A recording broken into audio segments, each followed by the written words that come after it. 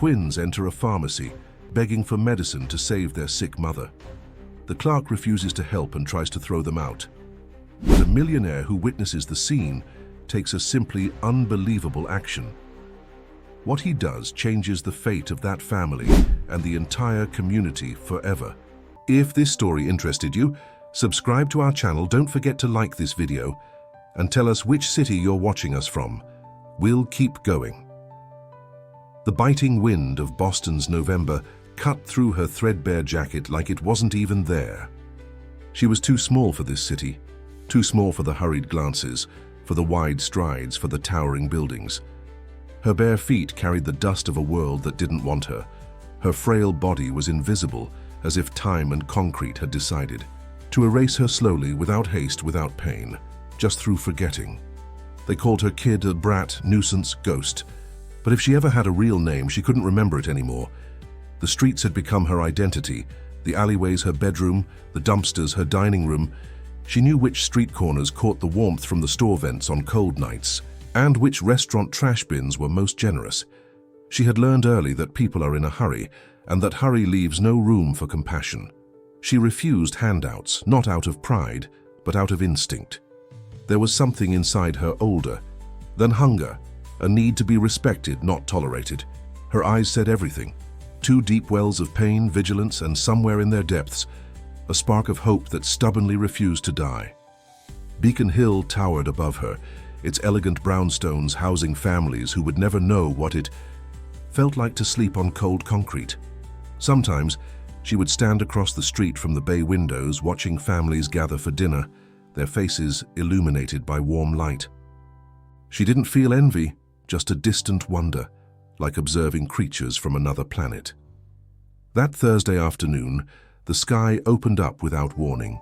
Rain pelted the sidewalks, sending pedestrians scurrying for cover, newspapers held over heads, expensive shoes dodging puddles.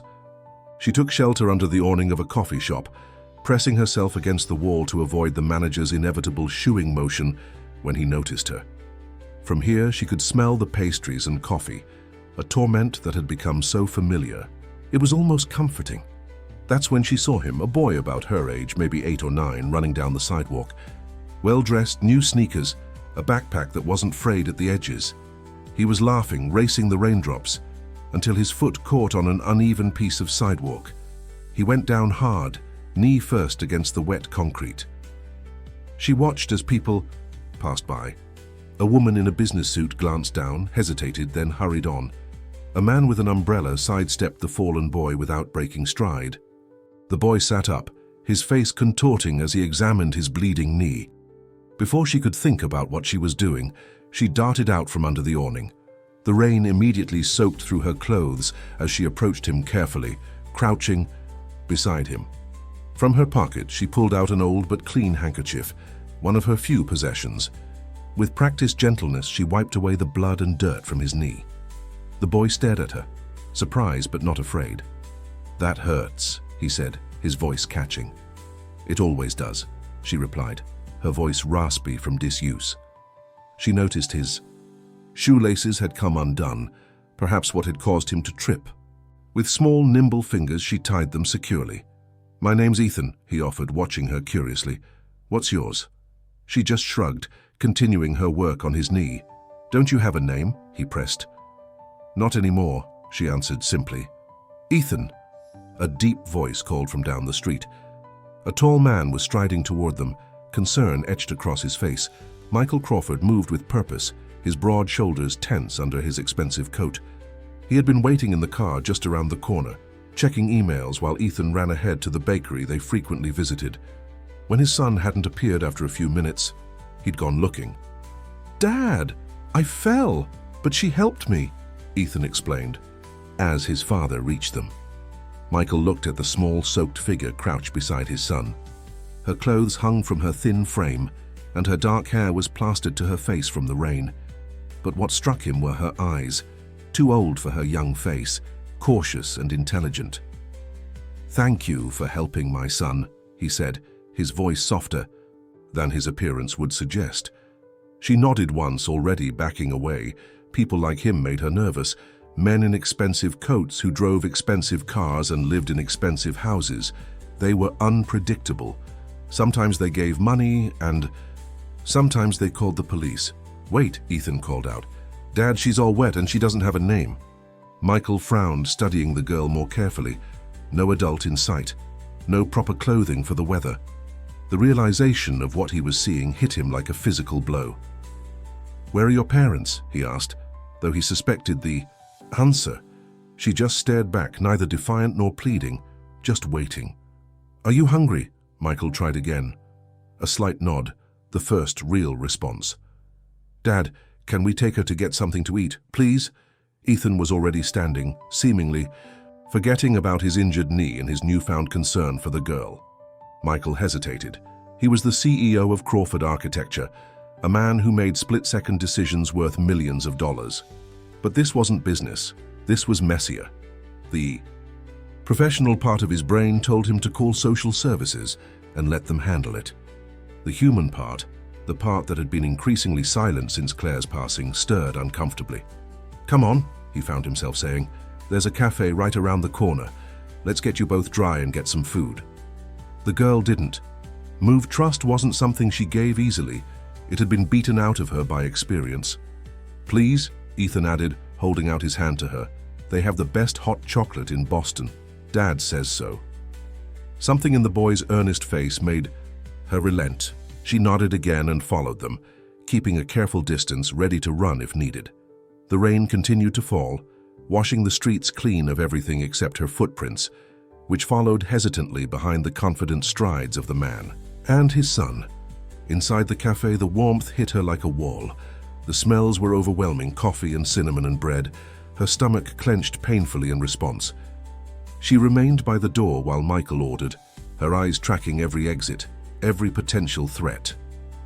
"Here," Michael said, returning with a tray. "Hot chocolate, a sandwich, and some soup. Sit down and eat." She perched on the edge of the chair, watching them warily as Ethan chatted excitedly about school and his upcoming baseball game. Michael nodded at appropriate intervals, but his attention kept returning to the girl. She ate slowly, deliberately, as if savoring each bite. Or perhaps he realized she was making it last because she didn't know when she'd eat again. "Where do you live?" Michael asked during a lull in Ethan's monologue. The girl's eyes flickered to the window. Outside, the rain had turned to sleet, coating the streets in a treacherous shine. "Nowhere?" Ethan asked, his eyes widening. "Like nowhere at all?" She shrugged again, uncomfortable with the attention. Michael's phone buzzed. A text from Rebecca, his wife of 3 years. "Where are you two? Dinner's getting cold." He glanced at the girl, then at the worsening weather outside, then back at his phone. Another decision to make. Another complication in an already complicated life. Rebecca wouldn't be pleased. Their marriage was already strained, held together by routine and the shared love of Ethan. But he couldn't just leave this child to the freezing streets of Boston. "Ethan, we need to go home," Michael said finally. "Your stepmom is waiting." Ethan's face fell. "But what about her?" He nodded toward the girl, who had gone very still, sensing the end of this brief respite. Michael took a deep breath. "Would you like to come with us?" he asked her directly. "Just for tonight, it's too cold to be outside." Her eyes widened in suspicion, searching his face for deceit. Finding none, she gave a barely perceptible nod. "Good," Michael said, standing and gathering their things. "My car's just around the corner." As they stepped back out into the sleet, Ethan moved closer to the girl. "Don't worry," he whispered. "Our house is really warm, and I have extra pajamas you can borrow." She didn't respond, but for the first time that day, something like a smile tugged at the corner of her mouth. She didn't believe in fairy tales or happy endings. The streets had taught her better than that. But for tonight at least she would be warm. What she didn't know as she climbed into the back seat of Michael's luxury sedan was that her life was about to change forever, and that the warmth she sought wasn't just about temperature, it was about belonging, about being seen. The journey ahead would be difficult, filled with resistance and pain, but also with the possibility of something she had never dared to dream of: a family. As Michael pulled away from the curb, he glanced in the rearview mirror at the small, bedraggled figure sitting next to his son. "We need to call you something," he said. "What name would you like?" She stared out the window at the falling sleet, at the city that had both broken and forged her. After a long moment, she spoke, her voice barely audible. "Lily, I think I was once called Lily." The Crawford residence stood proudly on Louisburg Square, a testament to old money and new success. 3 stories of meticulously maintained brownstone that had been in the family for generations. As Michael's car pulled into the private parking space, Lily pressed her face against the window, her intuitive breath fogging the glass. She had passed by these houses many times but never imagined she would enter one. "We're home," Ethan announced, unbuckling his seatbelt with practiced ease. He glanced at Lily, who hadn't moved. "It's okay. Come on." Michael opened the back door, and Lily slid out cautiously. Her wet shoes made squelching sounds on the cobblestone walkway as they approached the front door. Michael unlocked it, and warm light spilled out onto the steps. The first thing Lily noticed was the smell, cinnamon and roast chicken and something floral. The second was the woman standing in the entryway, her arms crossed over her cream cashmere sweater. Rebecca Crawford's beauty was refined and deliberate, from her perfectly highlighted blonde hair to her manicured nails. Her smile faltered as her gaze moved from her husband to Ethan, then settled on the small, wet stranger between them. "What's this?" Rebecca asked, her voice controlled despite the surprise evident in her eyes. "Rebecca, this is Lily," Michael explained, placing a gentle hand on the girl's shoulder. "She helped Ethan when he fell outside the bakery. It's sleeting, and she has nowhere to go tonight." Rebecca's expression shifted, subtle but unmistakable. The perfect hostess replacing the startled homeowner. "I see," she said, her smile not quite reaching her eyes. "Well, you're soaked through. Let's get you into some dry clothes." Ethan bounced on his toes. "She can borrow my pajamas and stay in the guest room next to mine." "Ethan, honey, go wash." "Up for dinner?" Rebecca directed, her tone gentle but firm. Once Ethan had thundered up the stairs, she turned back to Michael. "A word, please?" They stepped into the study, leaving Lily standing alone in the foyer, dripping onto the Italian marble floor. The house was impossibly big, impossibly clean. Everything gleamed, the banister, the mirrors, the glass light fixtures overhead. She remained perfectly still, afraid that movement might somehow break the spell, might remind these people that she didn't belong here. Through the partially closed door of the study, hushed but intense voices carried. "Cannot just bring a street child into our home without consulting me," Rebecca was saying. "What was I supposed to do, leave her in a freezing rainstorm?" Michael countered. "Call social services. That's what they're for. At this hour, they just put her in an emergency shelter, which is where she belongs until proper arrangements can be made. One night, Rebecca. She's just a child." A pause, then Rebecca's voice, softer now. "And what about our child? Have you thought about Ethan's safety? She's 8 years old, for God's sake. And she helped Ethan when he was hurt. You don't know anything about her, where she's been, what she might be carrying." "Enough." Michael's tone was final.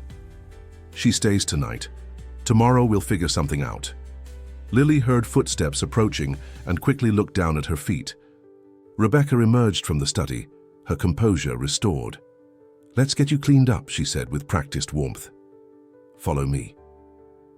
Upstairs, Rebecca led Lily to a bathroom bigger than any room Lily had ever been in. Marble countertops, a shower, with multiple jets and a clawfoot tub dominated the space. "You can take a bath," Rebecca said, turning on the taps. "I'll find you something to wear. Ethan's things will be too big, but I might have some old clothes in storage that could work." Lily stood awkwardly by the door while the tub filled. Rebecca added bath salts, creating a mountain of fragrant bubbles. "Towels are here," she indicated a warming rack. "Soap and shampoo in the caddy. Can you manage on your own?" Lily nodded. "Good. I'll leave clothes outside the door. Join us downstairs when you're ready." Rebecca hesitated at the threshold. "And Lily, please don't touch anything in the cabinets. Those are expensive skincare products." When the door closed, Lily approached the tub warily. She hadn't had a proper bath in. She couldn't remember. Carefully, she peeled off her wet, grimy clothes, leaving them in a small pile by the door. The water was so hot it made her skin tingle as she slipped in, the bubbles rising up around her shoulders like a protective cloud. For several minutes, she just sat there, letting warmth seep into her bones. Then, remembering she was expected, downstairs she quickly washed her hair and body, with the sweet-smelling products lined up on the edge of the tub. The water turned grey with the city grime that had accumulated on her skin. When she emerged pink and clean, she found a folded stack of clothes outside the door as promised. A pair of leggings, a long-sleeved shirt, and a cardigan, all slightly too large but infinitely better than her wet rags. She dressed quickly and, after a moment's hesitation, left her old clothes on the bathroom floor. Downstairs, the Crawfords were already seated at the dining table. Ethan waved enthusiastically when he saw her. "Lily, you look different. Come sit by me." Michael pulled out a chair for her, and she climbed up, acutely aware of Rebecca's eyes tracking her every move. The table was set with china and crystal that looked too delicate to touch. A feast was laid out: roast chicken, potatoes, vegetables, and freshly baked rolls. "Help yourself," Michael encouraged, passing her a plate. Lily took small portions of everything, not wanting to seem greedy. She watched how Ethan held his fork and knife, copying his movements carefully. "So, Lily," Rebecca began, her voice pleasant, "how old are you?" 8, I think, Lily answered quietly. "You think?" Lily nodded, focusing on cutting her chicken into tiny pieces. "And your parents?" Rebecca pressed. "Rebecca," Michael warned. "It's a reasonable question, Michael. If she has family, they must be worried sick." Lily kept her eyes on her plate. "No family," she said simply. "Everyone has family," Rebecca insisted. "Somewhere." "Not me." Lily's voice was flat, final. An uncomfortable silence fell over the table, broken only by the clink of silverware against china. Ethan, sensing the tension, launched into a story about his day at school, his baseball practice, his science project. Lily listened, fascinated by this glimpse into a normal childhood. After dinner, Rebecca began clearing the plates. "Ethan, homework time. Michael, can you show our guest to the spare room?" "Can't Lily hang out in my room first?" Ethan pleaded. "I want to show her my baseball cards." "Not tonight, honey. It's getting late and you have school tomorrow." "But Mom..." "Ethan," Rebecca's tone left no room for argument. "Homework. Now." With a disappointed sigh, Ethan slid off his chair. "Good night, Lily. See you in the morning." Michael led Lily upstairs to a small room at the end of the hall. It was sparsely furnished, a bed, a dresser, a reading lamp, but to Lily, it was palatial. "Bathroom's next door if you need it," Michael explained. "We're just down the hall if you need anything during the night." He hesitated, then added, "You're safe here, Lily. Get some sleep." After he left, Lily stood in the middle of the room, unsure what to do with herself. The bed looked impossibly soft, the sheets crisp and white. She approached it cautiously, as if it might disappear. Before lying down, she checked that the door could open from the inside. Then she took a roll she'd secretly pocketed from dinner and hid it under the pillow, an old habit, insurance against future hunger. Only then did she climb under the covers, sinking into comfort so profound it was almost painful. She lay awake for a long time, listening to the unfamiliar sounds of the house, the hum of the heating system, the tick of a clock somewhere, the faint murmur of voices from downstairs. Through the wall she could hear Ethan talking to himself as he worked on his homework. Sometime later, the voices from downstairs grew louder. "Not our responsibility," Rebecca was saying. "One night, that's all I'm asking," came Michael's reply. "And tomorrow, what then? You can't save everyone, Michael." "I'm not trying to save everyone, just her." "Why? Because she reminds you of Claire? Because she's another broken thing you think you can fix?" "Silence, then." "That's not fair, isn't it? Ever since Claire." Don't bring her into this." More silence, then footsteps on the stairs. Lily quickly closed her eyes, pretending to be asleep in case someone checked on her. But no one came. In the dark, quiet room, Lily stared at the ceiling. Who was Claire? And why did Rebecca sound so afraid when she spoke about her? There were currents moving beneath the surface of this perfect house, this perfect family. Currents that Lily recognized because she had been swimming in dangerous waters her whole life. Tomorrow would come, with its decisions and consequences. For tonight, though, she was warm, she was full, she was clean. She allowed herself to imagine, just for a moment, what it would be like to stay, to have a room, a bed, regular meals, to go to school like Ethan, to belong somewhere. But Lily knew better than to hope. Hope was a luxury for children with families, with futures, not for invisible girls picked up from rain-slicked streets. Tomorrow she would be gone, back to the alleyways and doorways that had been her home. This night was just a brief respite, a glimpse through a window into a world that would never be hers. Or so she thought, as sleep finally claimed her. One hand still clutching the roll under her pillow, the other curled protectively around herself. She didn't yet know that Ethan Crawford, lying awake in his own bed, was already planning how to convince his parents to let her stay, or that Michael, staring at the ceiling, beside his silently fuming wife, was remembering what it felt like to save someone instead of just providing for them, or that Rebecca, her back turned rigidly away from her husband, was calculating exactly how much of a threat this small, quiet girl posed to the life she had so carefully constructed. Morning light filtered through the curtains, casting soft patterns across Lily's face. For a moment she was disoriented. The bed was too soft, the air too warm, the silence too complete. Then she remembered. The Crawford house, the spare room, the clean clothes folded neatly at the foot of the bed. She sat up quickly, listening. The house was quiet but not empty. She could hear faint movements downstairs, the distant sound of cabinets opening and closing. Carefully she slipped out of bed, her feet sinking into the plush carpet. The roll she'd hidden under her pillow went into the pocket of the borrowed cardigan. Downstairs she followed the sounds to the kitchen. Michael stood at the counter, pouring coffee into a travel mug. He was already dressed in a tailored suit, his tie perfectly knotted. He looked up when she appeared in the doorway. "Good morning, Lily," he said, his voice warm. "Did you sleep? Well?"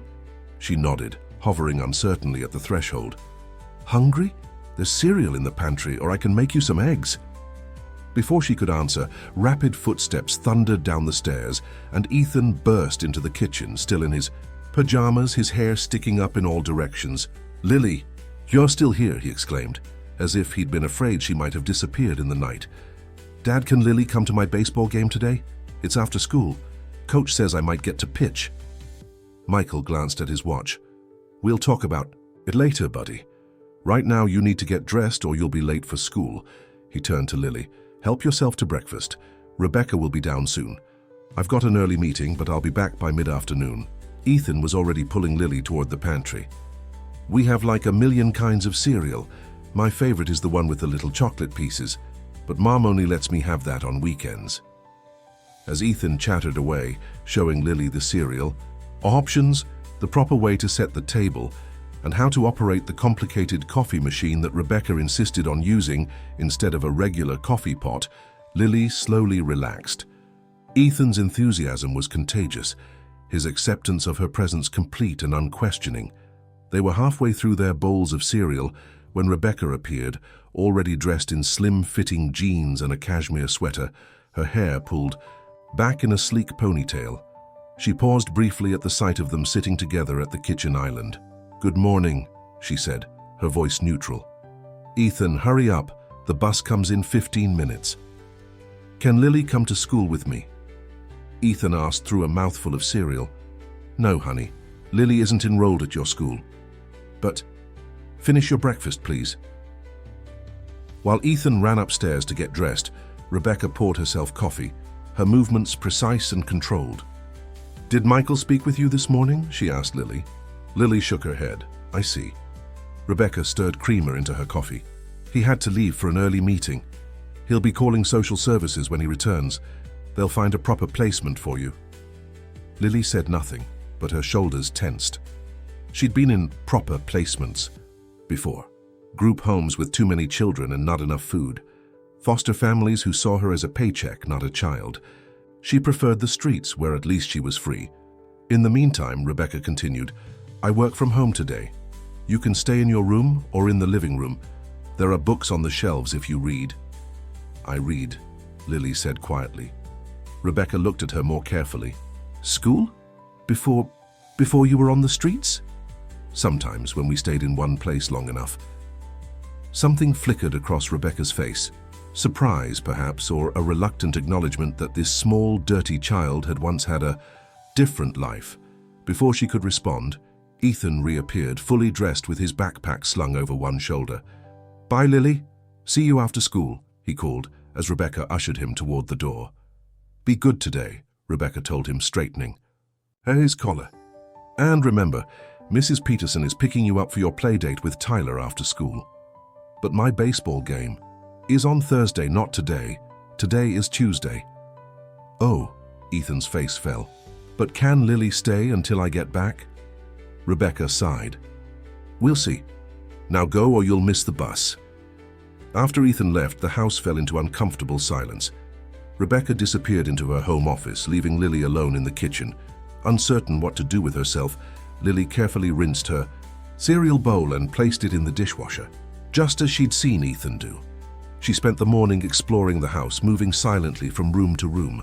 The living room with its plush sofas and gleaming grand piano, the formal dining room they hadn't used the night before, the study with walls lined with books. She ran her fingers along the spines, pulling one out occasionally to look at the pictures or try to decipher the words. In a quiet corner of the living room, a collection of framed photographs caught her attention.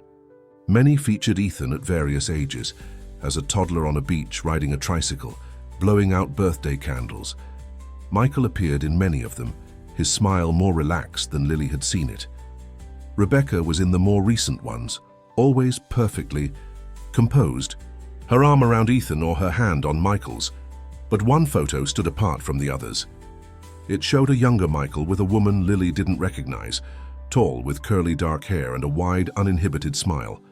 They stood on a mountaintop somewhere, windblown and happy, their arms around each other. This must be Claire, Lily realized. The woman Rebecca had mentioned, whose name had made Michael go quiet. That was taken in Colorado. Lily startled. Rebecca stood in the doorway watching her. Michael and his first wife loved hiking, Rebecca continued, approaching to stand beside Lily. She picked up the photo, looking at it with an unreadable expression. They were married for 8 years before the accident. What happened? Lily asked before she could stop herself. Rebecca hesitated, then set the photo down. Car accident, black ice on the highway. Claire was pregnant with their first child. She spoke matter-of-factly, but her fingers lingered on the frame. Ethan came along a few years later. I met Michael when Ethan was 3. We married a year after that. Lily absorbed this information silently. It explained the sadness she sometimes glimpsed in Michael's eyes, the careful way he moved through the world, as if afraid to disturb its fragile balance. Are you hungry? Rebecca asked abruptly, changing the subject. It's nearly lunchtime. The kitchen, Rebecca made sandwiches, slicing them diagonally the way Ethan preferred. They ate at the kitchen island, the silence between them not exactly comfortable but no longer tense. Do you have a family somewhere, Lily? Rebecca asked finally. Someone who might be looking for you? Lily shook her head. Not anymore. What happened to them? Lily stared at her sandwich. My mom got sick, then she was gone. There was just me after that. No father? No grandparents or aunts or uncles? Never knew my dad. Mom said he left before I was born. Lily shrugged. There was an aunt once, but she didn't want me. Rebecca's expression softened slightly. How long have you been on your own? Don't know exactly. A long time. And no one's tried to help you? No one's reported you missing? Lily shook her head again. I stay invisible. It's safer that way. Rebecca seemed about to say something else when her phone rang. She checked the screen, her expression tightening. I need to take this. Help yourself to more if you're still hungry. Alone again, Lily finished her sandwich, then wandered back to the living room. The piano drew her attention. She'd seen people playing them sometimes through windows or in the subway station. Carefully, she pressed one key, then another, delighted by the clear, pure sounds. "Do you play?" Lily whirled around to find Michael standing in the doorway. She hadn't heard him come in. "No," she said quickly, stepping away from the piano. "I'm sorry." "No need to apologize," Michael said, setting down his briefcase. "Claire used to play. I've kept it tuned, but no one uses it much anymore." He crossed the room and sat on the bench, patting the space beside him. After a moment's hesitation, Lily joined him. Michael placed his hands on the keys and began to play a simple, gentle melody. Lily watched, fascinated by the way his fingers moved, creating something beautiful from nothing. "Would you like to try?" he asked, stopping. He showed her how to place her fingers, how to press the keys to create different sounds. She was a quick learner, and soon she was playing a simple tune, her face lighting up with each successful note. "You have a natural talent," Michael observed. "If you want, we could arrange for lessons." Lily looked up at him, confused. "But I'm leaving. The social services group." Michael's expression grew serious. "About that, I've been making some calls. There's a process we'd need to go through, but..." "Michael, there you are." Rebecca stood in the doorway, her arms crossed. "I didn't hear you come in." "I got out of my meeting early," Michael explained, standing. "I was just showing Lily some piano basics." "I see." Rebecca's gaze shifted between them. "Did you make those calls we discussed?" "Did?" Michael's tone was careful. "Can we talk in the study?" While they were gone, Lily continued experimenting with the piano, finding combinations of notes that sounded right together. She was so absorbed that she didn't notice Ethan's return until he dropped his backpack on the floor beside her. "You're playing our piano," he exclaimed. "That's so cool. Dad used to play with Claire, but now no one does, except when I bang on it sometimes." "Your dad was teaching me," Lily explained, making room for him on the bench. "Dad knows how to play. He never plays for me." "He's good," Lily said.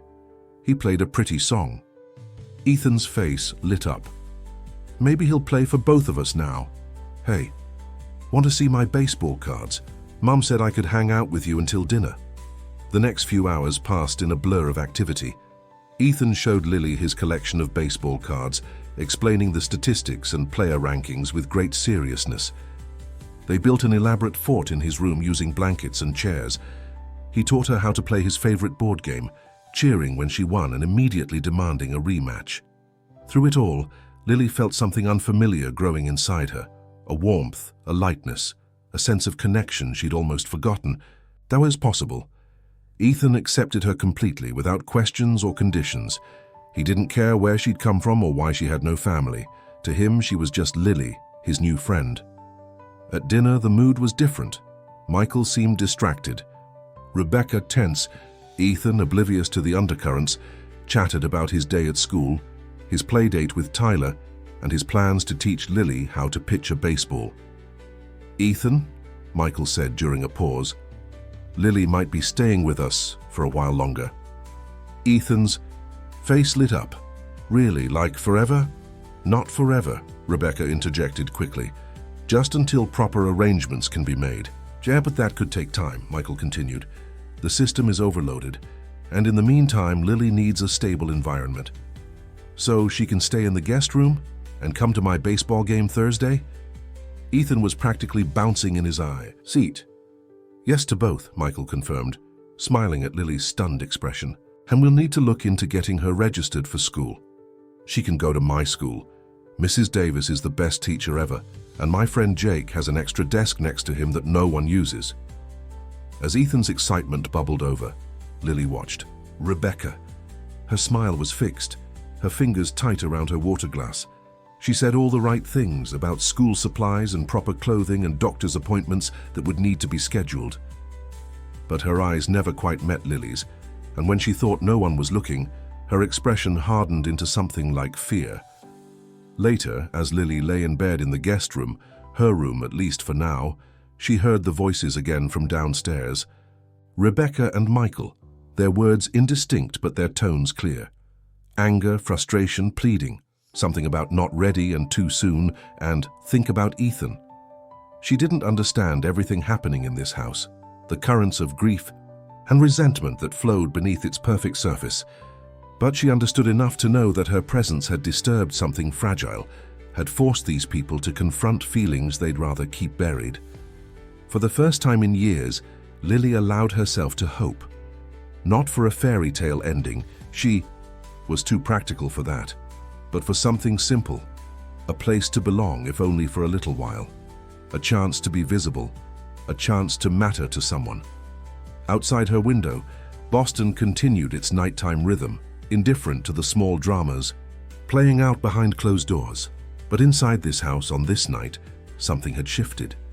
Boundaries had been redrawn, possibilities had opened. And in the darkness, Lily smiled. Days turned into weeks. Autumn gave way to winter, and Boston's streets disappeared under blankets of snow. Inside the Crawford house, a tentative routine had established itself. Lily attended the same private school as Ethan, placed in a class for children who needed extra academic support. Rebecca had insisted on this, citing Lily's educational gaps, though Michael had argued she was bright enough for regular classes. Each morning, Rebecca drove them to school in her silver Mercedes, her playlist of classical music filling the car. She dropped them off with the same instructions: be good, learn something, make me proud. The words were meant for both children, but her eyes always rested longer on Ethan. Afternoons were spent on homework, supervised by Mrs. Garcia, the housekeeper who came every day at 3. Weekends meant Ethan's baseball games or piano lessons. Michael had indeed arranged for Lily to have formal instruction after seeing her natural talent. The piano teacher, Ms. Abernathy, declared Lily a prodigy after just 3 lessons. She has an ear, Ms. Abernathy told Michael, a gift. She feels the music in a way that can't be taught. Rebecca had been in the kitchen when this assessment was delivered. Later, Lily overheard her telling Michael, "Of course, she's latching onto piano. She knows it's Claire's thing, she's smart, she's figured out how to get to you." Despite these undercurrents, life in the Crawford household had a rhythm, a stability that Lily had never known. She had her own clothing now, her own backpack for school, her own toothbrush in the bathroom. Small things that represented something monumental, permanence. But permanence was an illusion, as Lily well knew. The social worker, Mrs. Patel, visited twice a month, asking questions, taking notes, discussing options and placements, with Michael and Rebecca behind closed doors. Each visit left Rebecca tense and Michael quiet, retreating to his study with a glass of scotch. One Wednesday in December, Lily came home from school to find Rebecca in her bedroom, standing by the dresser with something in her hand. She turned. When Lily entered, her expression unreadable. "What's this?" Rebecca asked, holding up a small silver locket on a delicate chain. Lily froze in the doorway. The locket was Rebecca's. She'd seen her wearing it on special occasions. "I don't know," she said carefully. "It was in your drawer, under your socks." Rebecca's voice was controlled, her eyes hard. "This is mine, Lily. It was a gift from my mother."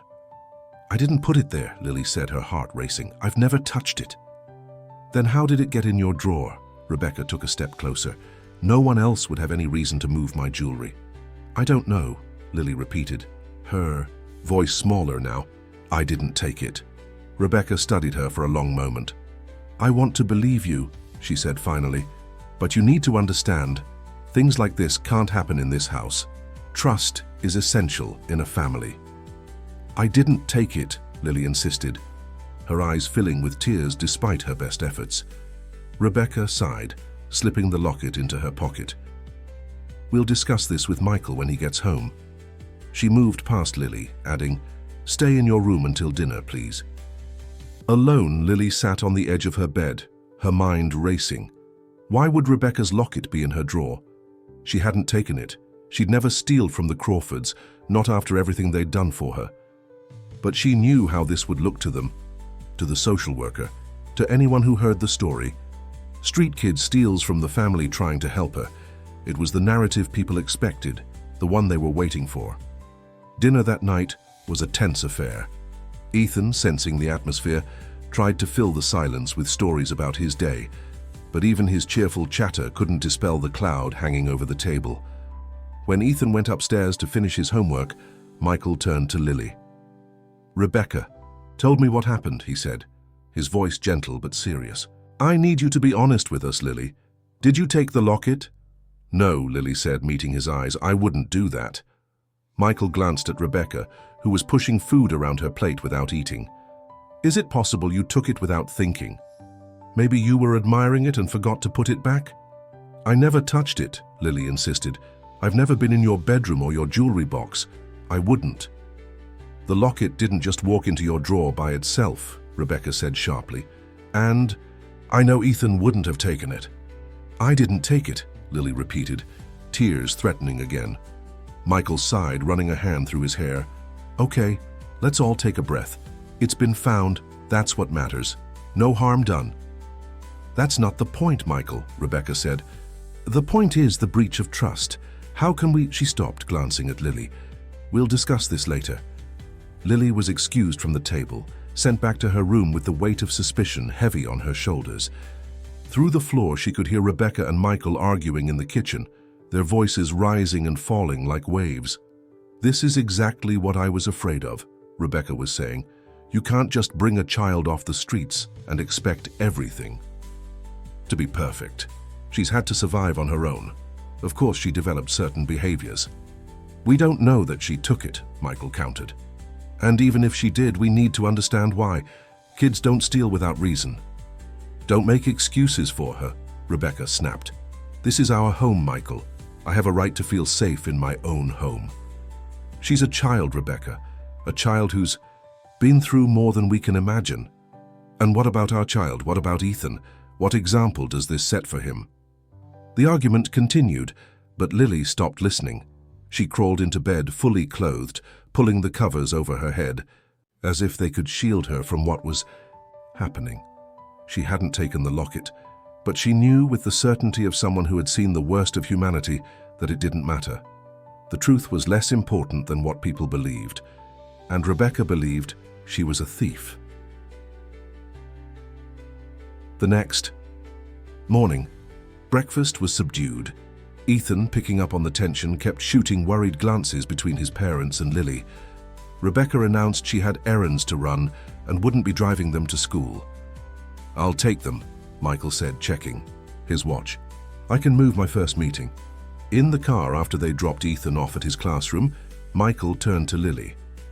"I believe you," he said simply. "About the locket." Lily looked at him, surprised. "Rebecca's been under a lot of stress lately," he continued. "Her mother's been ill, and work has been demanding. The locket is special to her, and she was upset when she couldn't find it. But I know you wouldn't take it." "Thank you," Lily whispered, relief washing over her.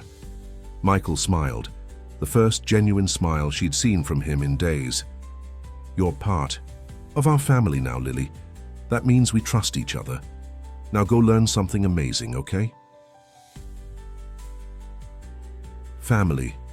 The word echoed in Lily's mind as she walked to her classroom. She'd never had a family before, not one she could remember anyway.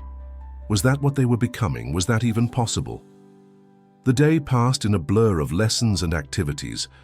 Lily excelled in math and music, but struggled with reading.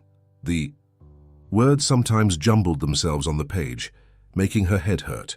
Her teacher, Mrs. Reynolds, had been working with her one-on-one, and slowly the letters were becoming more cooperative. When the final bell rang, Lily gathered her things and headed to the front of the school where Mrs. Garcia usually waited. But today it was Rebecca who stood by the car, her sunglasses hiding her eyes. "Where's Mrs. Garcia?" Lily asked as she approached, suddenly wary.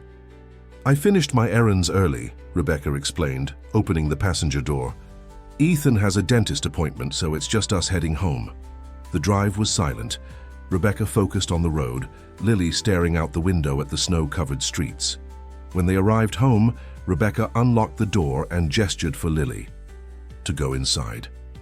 "I need to make some calls," she said, heading toward her office. "Help yourself to a snack if you're hungry." Alone in the kitchen, Lily took an apple from the fruit bowl and went upstairs to start her homework. She was halfway through a math worksheet when she heard a sharp cry from Rebecca's bedroom. No, no, no. Rebecca's voice was distressed. Lily hesitated, then stepped into the hallway. Rebecca, are you okay? Rebecca appeared in her doorway, her face pale. My pearl earrings, she said. The ones Michael gave me for our anniversary. They're gone. Lily's stomach dropped. Don't, Rebecca cut her off. Just don't, Lily, I've had enough. She brushed past Lily and went downstairs, her phone already in her hand. An hour later, Michael arrived home, his expression grim. He found Lily in her room, curled up on the window seat, watching the snow fall. Rebecca called me, he said, sitting beside her. She's very upset about her earrings. I didn't take them, Lily said automatically. I haven't been in your room. Michael was quiet for a moment. I want to believe you, Lily, but this is the second time something valuable has gone missing. It's difficult to ignore the pattern. But I didn't do it, Lily insisted, tears spilling now. Why would I? You've given me everything, food, clothes, a home. Why would I steal from you? Michael sighed, looking suddenly tired. Sometimes people do things for reasons they don't fully understand, especially when they've been through trauma. It's not about need, it's about security, maybe. Having something to hold on to if everything else disappears. That's not me, Lily said fiercely. I'm not a thief. Lily, Michael's voice was gentle but firm. If you took the earrings, you can tell me. We can work through this together, but I need the truth. I am telling the truth. Lily stood up, her small frame shaking. I didn't take the locket, and I didn't take the earrings. Why doesn't anyone believe me? Before Michael could respond, Rebecca appeared in the doorway. I found them, she said, her voice oddly flat. The earrings. They were in the bathroom, in the drawer with my makeup. See, Lily said, relief flooding her. I told you I didn't take them. But Rebecca wasn't looking at her. Mrs. Patel is coming tomorrow, she told Michael. I called her this afternoon. We need to discuss Lily's situation. Rebecca, is that really necessary? Michael asked, standing. You found the earrings? Yes, this time I found them. But what about next time? Or the time after that? This isn't working, Michael. She needs more help than we can provide. She's doing well in school. Ms. Abernathy says she's gifted in music. She and Ethan will be fine, Rebecca interrupted. Children are resilient. He'll understand that this was temporary, that we were trying to help, but it wasn't the right fit. Right fit, Michael repeated, his voice rising. She's a child, Rebecca, not a pair of shoes we can return if they pinch. That's not fair, and you know it. Rebecca's eyes flashed. I've tried, Michael. For weeks, I've tried. But I can't. To live like this, always wondering what will disappear next, always feeling like I have to lock things away in my own home. Lily backed away from both of them, her back hitting the wall. This was happening again. Another home, another rejection. She should have known better than to hope. Stop it, both of you, she said suddenly, her voice stronger than either of them had ever heard it. Just stop. I didn't take anything. But if you want me to go, I'll go. I was fine before. I'll be fine again. She pushed past them and ran downstairs, grabbing her coat from the hook by the door. Outside, the snow was falling harder now, the wind biting through her clothes. But she didn't care. She ran down the street, away from the house, away from the argument, away from the brief illusion of belonging. Behind her, she heard Michael calling her name, his voice growing more desperate with each repetition. But she didn't stop. She ran until her lungs burned and her legs ached, until the elegant brownstones of Beacon Hill gave way to the wider streets of downtown. Only then did she slow, realizing she had nowhere to go. Her old sleeping spots would be buried under snow. The shelters would be full on a night like this, and the streets, once so familiar, now seemed hostile and strange after weeks of comfort and safety. As darkness fell and the temperature dropped, Lily huddled in the doorway of a closed bookstore, trying to stay warm. She thought of Ethan returning from his dentist appointment to find her gone. Would he cry? Would he miss her? Or would Rebecca convince him it was for the best? She thought of Michael, his belief in her wavering in the face of Rebecca's certainty. Had he ever really seen her, or had she just been a project, a way to assuage some old guilt? and she thought of Rebecca with her perfect house and her fragile happiness. What was she so afraid of? What did she see when she looked at Lily that made her so desperate to be rid of her? As the night grew colder and the snow continued to fall, Lily pulled her knees to her chest and closed her eyes. She was back where she started, alone, invisible, forgotten. Only now it hurt more than before, because for a brief, shining moment, she had known what it felt like to be seen. The search lasted through the night. Michael drove the streets of Boston, stopping at every park, every alley, every place a small girl might seek shelter from the storm. Police officers, alerted to a missing child, joined the search. Even Rebecca, bundled against the cold, checked shelters and hospitals. Ethan sat at the kitchen table with Mrs. Garcia, refusing to go to bed until Lily was found. He'd made hot chocolate, because Lily will be cold when she comes back, and set out cookies on a plate.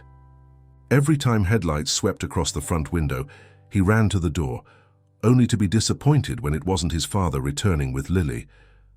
It was nearly dawn when Michael's car pulled into the driveway. Ethan raced to the door, his face falling when he saw his father alone, exhausted, snow melting in his hair. "You didn't find her," Ethan said, his voice small. Michael crouched down, placing his hands on his son's shoulders. "Not yet, buddy, but we will. The police are still looking and they have her picture now. Is she okay? It's so cold outside." "Lily's tough," Michael assured him, though his own heart was heavy with worry. "She knows how to take care of herself." "But she shouldn't have to," Ethan insisted. "She should be here with us." Michael couldn't argue with that simple truth. He sent Ethan to bed with promises that he'd wake him if there was news, then went to the kitchen where Rebecca sat at the island, a cup of untouched tea in front of her. "Nothing?" she asked, though she already knew the answer. Michael shook his head, pouring himself a cup of coffee. "The storm made it difficult, but they'll keep looking once it's light." Rebecca stared into her tea. "This is my fault," she said quietly. "It's not that simple." "Isn't it? I accused her of stealing. I called the social worker without discussing it with you. I made her feel unwelcome in our home." Rebecca looked up, her eyes red-rimmed. "I was so sure she took my things, Michael. So sure." Michael sat beside her, too tired to maintain his anger. "Why, Rebecca, you never gave her a chance from the moment she arrived. You've been waiting for her to fail." Rebecca was silent for a long moment. Then, "She reminded me of myself." Michael stared at her, confused. "What do you mean?" "My childhood wasn't like yours, Michael. It wasn't private schools and sailing lessons and summer homes on the Cape." Rebecca's fingers tightened around her mug. "My mother was a single parent who worked 3 jobs. We were always one missed paycheck away from homelessness. When I was 10, we lost our apartment. We lived in our car for almost a year." Michael reached for her hand. "You never told me." "It's not something I like to remember," Rebecca said, her voice tight. "I worked so hard to leave that life behind. College scholarships, networking, marrying well." She gave a bitter laugh. "I crafted this perfect life, this perfect image. And then you brought Lily home, and it was like looking at a ghost of who I might have been if things had gone differently." "So you resented her because she reminded you of your past?" Rebecca shook her head. "I was afraid of her because she made me remember who I really am. Not Rebecca Crawford, successful interior designer and perfect Beacon Hill wife, but Becky Simmons, the girl who stole food from grocery stores and washed in gas station bathrooms." Michael was silent, absorbing this revelation about the woman he'd been married to for 4 years. "And the worst part," Rebecca continued, tears falling now, "is that I knew she didn't take my things. I knew it, Michael, because I moved them myself." "You what?" Michael pulled back, staring at her in disbelief. "I put the locket in her drawer. I hid the earrings in my makeup drawer and pretended they were missing." Rebecca's voice broke. "I wanted you to see that she didn't belong here, that she wasn't one of us. But the truth is, I was terrified that she was exactly like me." Michael stood up, pacing the kitchen. "Do you realize what you've done? She's out there in a blizzard because she thought we didn't believe her, because she thought we didn't want her." "I know," Rebecca whispered.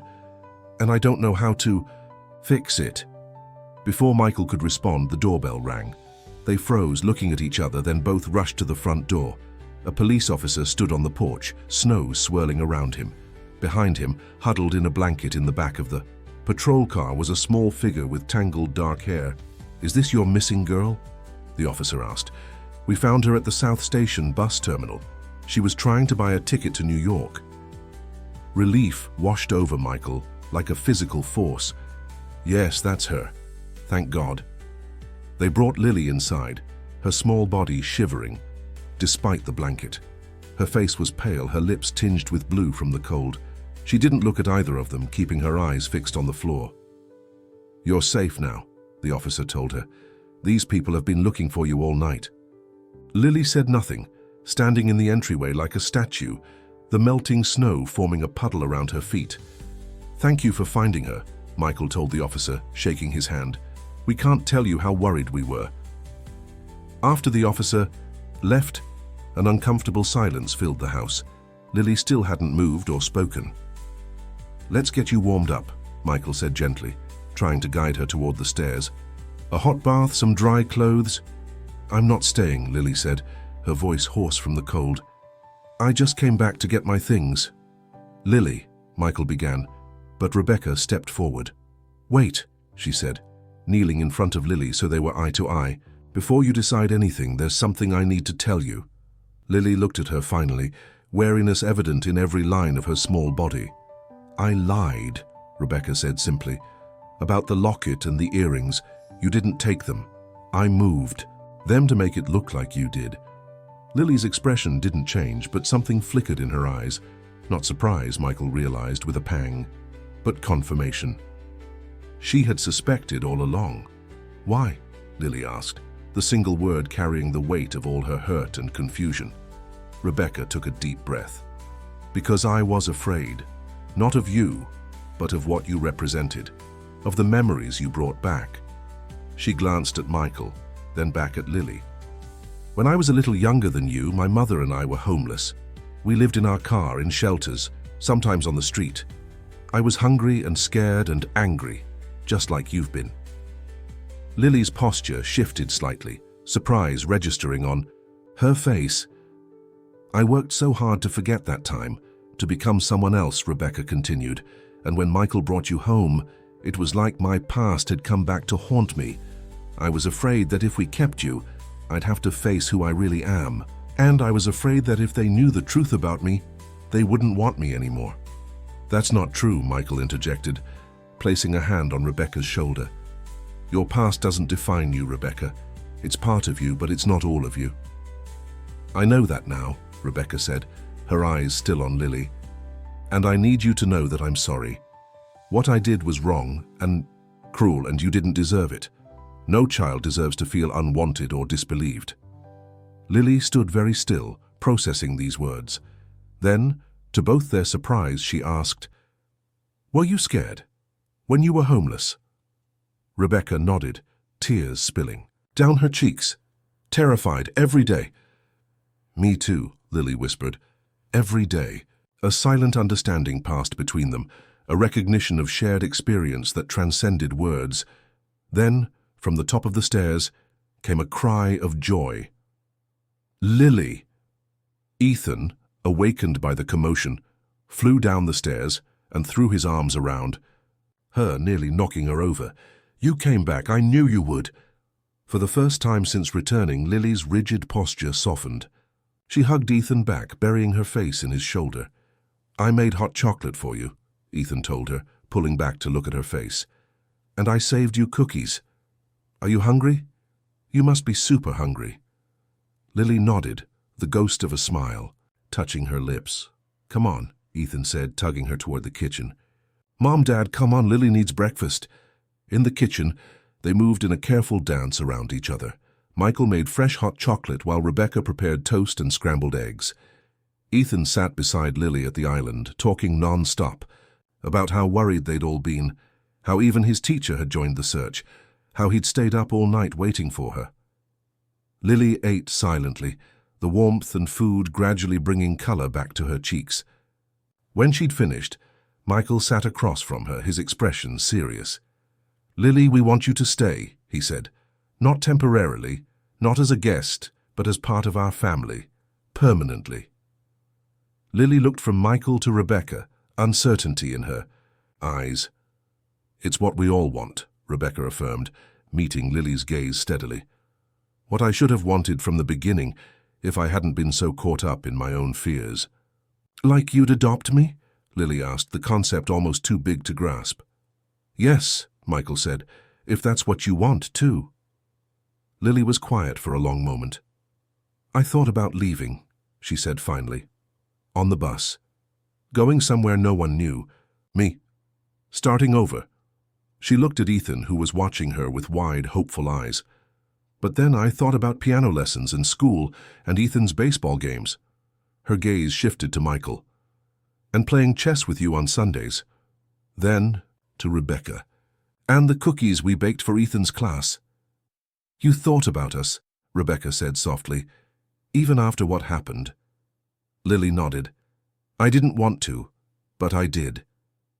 "That's what family is," Michael told her. "The people you think about even when you're angry with them. The people you miss even when you're trying not to." "We want to be your family, Lily," Rebecca said. "Your real family. If you'll give me another chance." Lily looked down at her empty plate, then back up at the three faces watching her. "I want to stay," she said simply. The relief in the room was palpable. Ethan cheered, throwing his arms around Lily again. Michael reached across the island to squeeze her hand, and Rebecca, after a moment's hesitation, came around to stand beside Lily's chair. "May I hug you?" she asked quietly. Lily nodded, and Rebecca enfolded her in a gentle embrace. "Thank you," she whispered into Lily's hair, "for being braver than I was." Later that morning, as snow continued to fall outside, turning Boston into a winter wonderland, the newly affirmed family gathered in the living room. Ethan and Lily built a fortress of pillows and blankets in front of the fireplace. Michael made popcorn. Rebecca called Mrs. Patel to inform her of their decision to pursue formal adoption. "It won't be easy," Mrs. Patel warned. "There will be home studies, background checks, court appearances. The process could take months, even a year." "We have time," Rebecca told her, "and we're not going anywhere." That evening, after Ethan had finally succumbed to exhaustion and fallen asleep on the couch, Michael found Rebecca and Lily sitting at the piano. Rebecca was showing Lily how to play a simple Christmas carol, their hands moving together over the keys. "My mother taught me this," Rebecca was saying, "before everything fell apart. We had an old upright piano in our apartment. I wasn't very good, but I loved playing." "You never told me you played," Michael said, joining them. Rebecca smiled ruefully. "There are a lot of things I never told you. I was so afraid of being seen as less than perfect." "Perfect is overrated," Michael said, sitting on Lily's other side. "Real is much more interesting." As the three of them sat together at the piano that had been silent for so long, something healing moved through the house. A current of truth and acceptance that washed away old fears and made space for new beginnings. Outside, the storm that had threatened to tear them apart was finally beginning to subside. Inside, a different kind of weather was changing, the emotional climate of a family rediscovering itself, rebuilding on a foundation of honesty rather than appearances. And at the center of it all was a small girl who had once been invisible, who had survived by staying in the shadows, who was now finally stepping into the light of belonging. The road ahead would not be easy.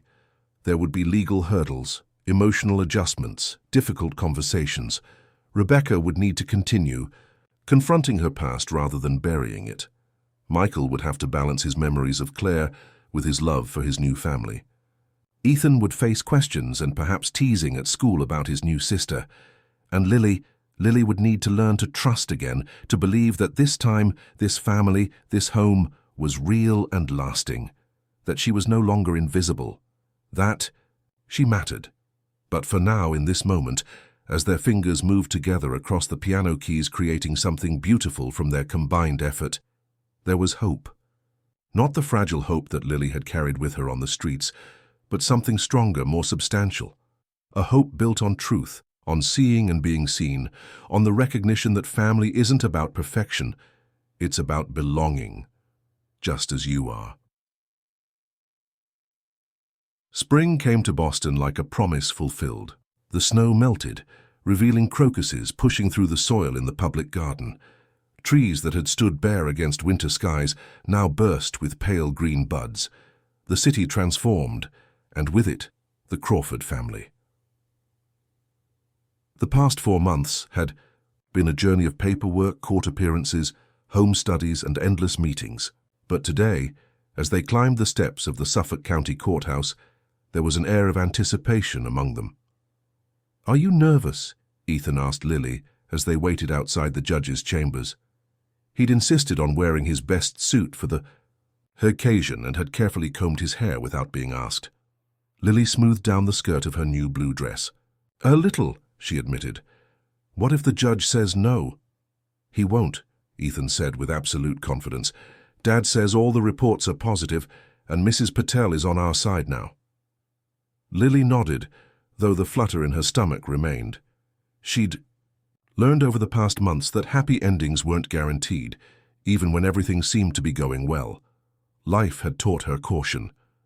Rebecca knelt in front of her, adjusting the ribbon in Lily's hair.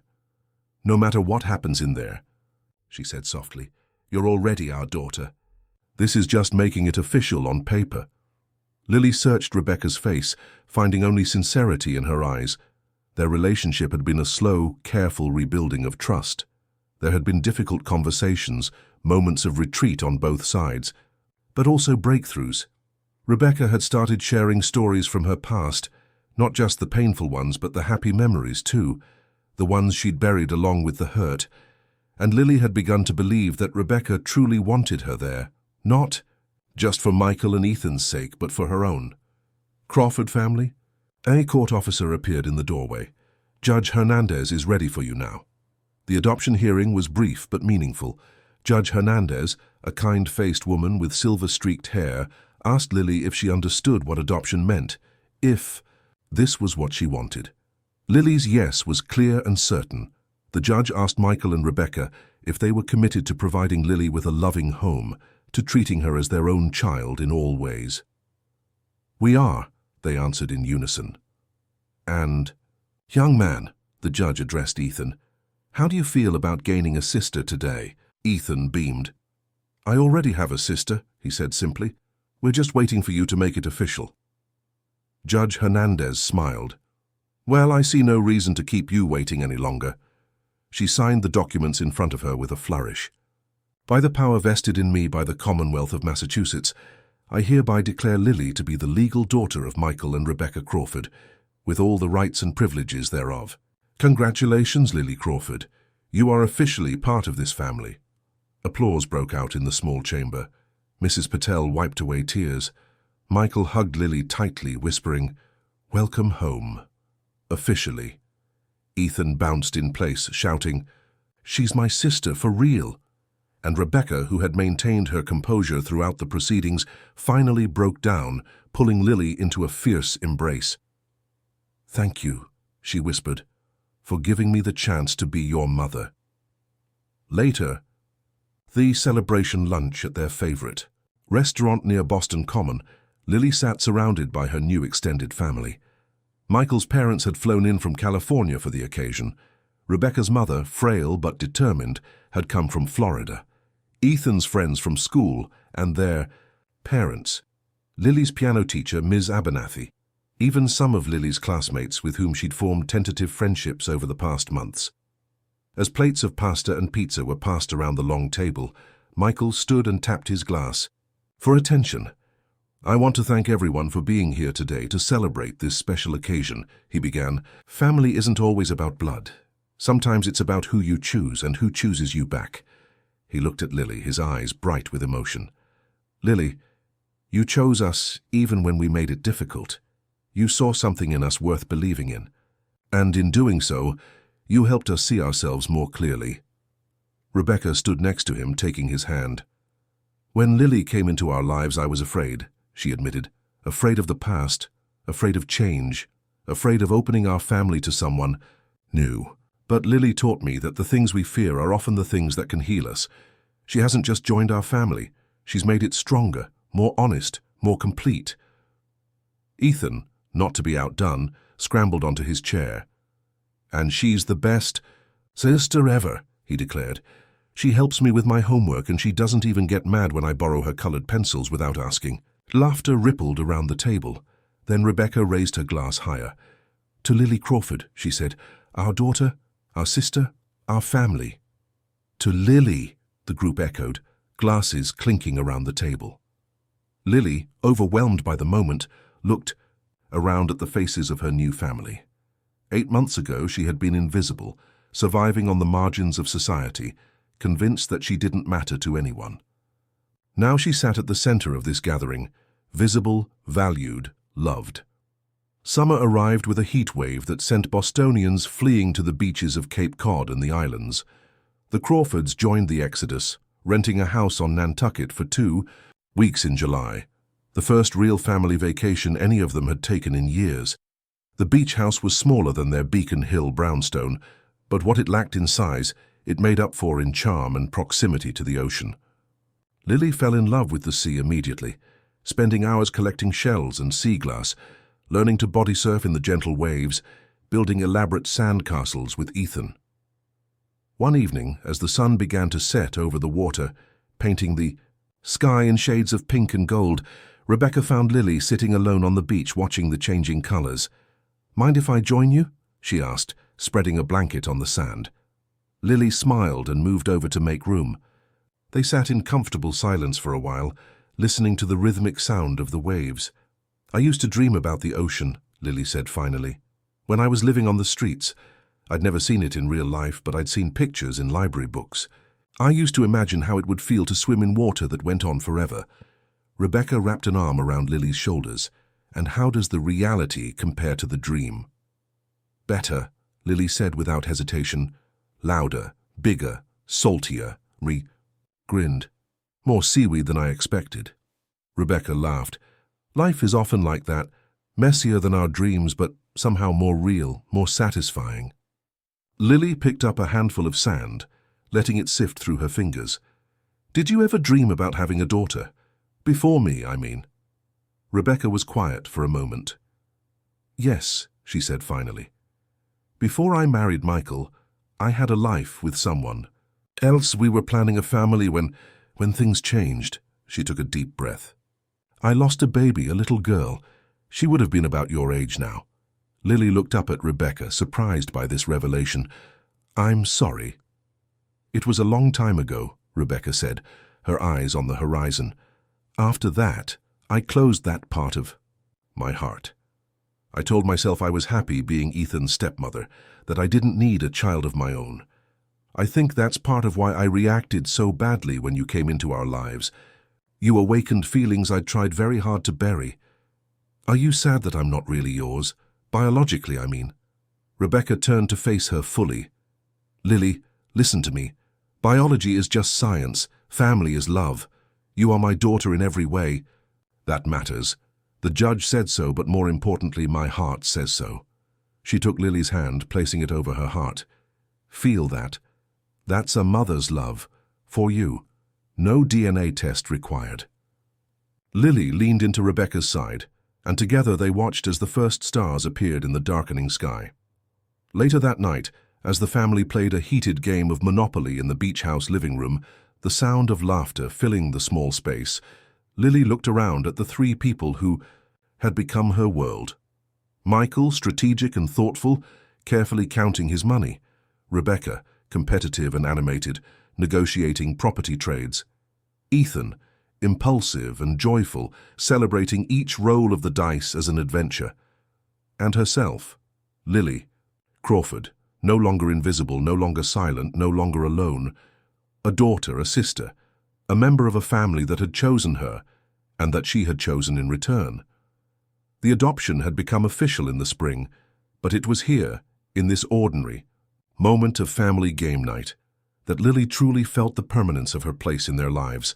This wasn't a temporary arrangement that could be revoked. This wasn't conditional on her being perfect or grateful or small. This was real, lasting, unconditional.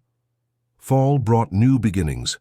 Ethan started middle school, nervous and excited about changing classes and having a locker. Lily, now in 4th grade, had tested out of the special academic support class and joined the regular classroom. Her reading had improved dramatically, though she still sometimes needed help with longer texts. In music, however, she continued to excel, with Ms. Abernathy suggesting she apply to a prestigious weekend program at the New England Conservatory.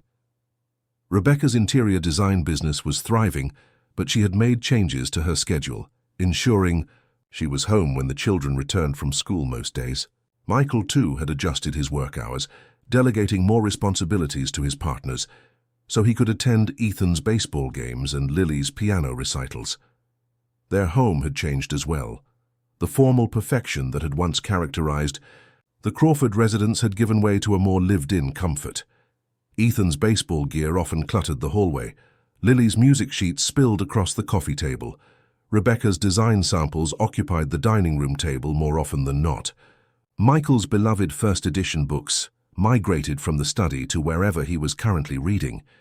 It wasn't perfect, but it was real. And in its imperfection, it had become something more beautiful than the flawless facade it had once presented. 1. October afternoon, as golden leaves fell from the trees lining Beacon Hill, Lily sat at the piano working on a piece for her upcoming recital. The music flowed from her fingers with increasing confidence, filling the house with its complex harmonies. Michael paused in the doorway, listening. "That sounds wonderful," he said when she finished. "Chopin?" Lily nodded. "Nocturne in E-flat. Major. Ms. Abernathy says it's usually for more advanced students, but she thinks I can handle it." "She's right," Michael said, joining her on the bench. "You have a gift, Lily." "Like Claire," Lily said quietly. She had learned over time that it was okay to speak of Michael's first wife, that remembering her didn't diminish the family they had now. "Yes," Michael agreed. "She would have loved to hear you play." He ran his fingers lightly over the keys. "She always said music was the purest form of emotion, that it could express things words never could." Lily considered this. Do you think she would have been okay with me being here, in your family?" Michael put an arm around her. "Claire had the biggest heart of anyone I've ever known. She would have been the first to welcome you home." He smiled, a mixture of old sadness and new joy in his eyes. "In fact, sometimes I think she had a hand in bringing you to us. A little cosmic orchestration." "Like fate?" Lily asked. "Like love," Michael corrected. "Which is more powerful than fate, in my opinion. Fate just puts people in each other's paths. Love is what makes them stay." From the kitchen came the sound of Ethan and Rebecca laughing as they prepared dinner together, a weekly tradition they had established, where Ethan learned to cook and Rebecca learned to embrace the mess that inevitably resulted. "We should help them," Lily said, closing the piano. "Last time they made spaghetti and there was sauce on the ceiling." Michael laughed. "How did I miss that?" "Rebecca cleaned it up before you got home," Lily confided. "She said some things are better left as family secrets." As they walked toward the kitchen, Michael squeezed Lily's shoulder. "You know, a year ago this house was so quiet. Rebecca and I moved around each other like ghosts. Ethan tried so hard to make everyone happy. We looked like a family, but something was missing." "What?" Lily asked. "Joy," Michael said simply. "The kind of joy that comes from being fully seen and accepted, even the messy parts. Especially the messy parts." In the kitchen, flour dusted every surface. Ethan wore it in his hair like premature gray. Rebecca had a smudge across her cheek. They were attempting to make homemade pizza with varying degrees of success. "We may need to order takeout as backup," Rebecca admitted when she saw Michael and Lily. "The dough is not cooperating." "I think we killed the yeast," Ethan added solemnly. "It was supposed to get all puffy, but it just sat there all sad and flat." "The water was probably too hot," Lily suggested, rolling up her sleeves. "Let me try. I used to watch the bakers through the windows of that place on Charles Street. Together, The four of them salvaged dinner, Lily showing them how to properly knead the dough, Rebecca organizing the toppings, Ethan grating cheese with more enthusiasm than precision, Michael setting the table and opening wine for the adults and sparkling cider for the children. As they sat around the table, eating slightly misshapen but delicious pizza, talking over each other in their eagerness to share the day's events, Lily felt that familiar warmth expand in her chest. This was family, not the idealized version she had imagined during her lonely nights on the streets, but something better, something real, something that had room for mistakes and forgiveness, for hard truths and healing, for the past and the future. The invisible girl had been seen. The unwanted child had been chosen. The broken pieces had come together to form something new and whole. Not perfect. There would still be arguments, misunderstandings, moments of doubt and fear. But perfect had never been the goal. Belonging was. And in this noisy, messy, loving home, Lily Crawford had finally found her place.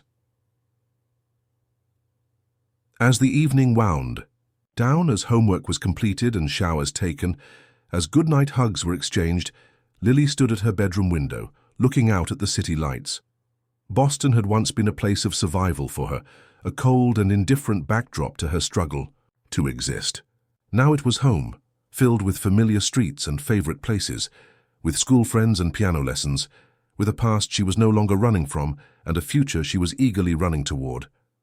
Behind her, the door opened softly. Rebecca came in carrying a small box. "I thought you might like to have this," she said, sitting on the edge of Lily's bed.